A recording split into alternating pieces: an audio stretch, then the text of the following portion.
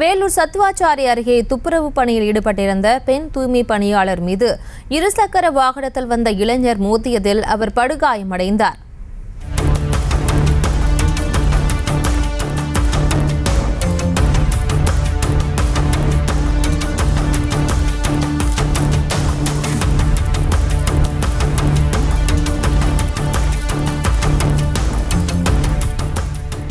இது தொடர்பான கூடுதல் விவரங்களை எமது செய்தியாளர் முரளி வழங்கிட கேட்கலாம். முரளி, வணக்கம். மேலும் விவரம்.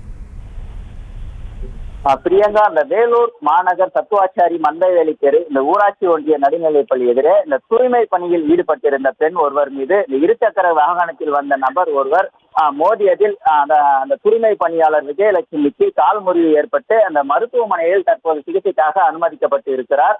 அந்த சிசிடிவி காட்சிகள் தற்போது அந்த பரபரப்பை ஏற்படுத்தி வருகிறது. இந்த இருசக்கர வாகனத்தில் வந்த நபர் வேகமாக வந்து மோதியதில் அந்த பெண்மணி, அதாவது தூய்மை பணியாளர் தூக்கி வீசப்பட்டுள்ளார்.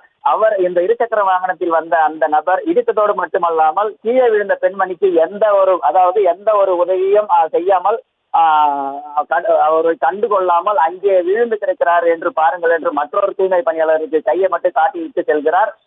இதனை அடுத்து மற்றொரு தொழிலாளி இந்த கூச்சல் போடவே அக்கம் பக்கத்தில் இருந்தவர்கள் ஓடி வந்து இந்த கால் முறிவு ஏற்பட்ட விஜயலட்சுமியை மீட்டு இந்த முதலுதவி சிகிச்சைக்காக அந்த ஆம்புலன்ஸ் மூலமாக மருத்துவமனைக்கு அனுப்பி வைத்திருக்கிறார்கள்.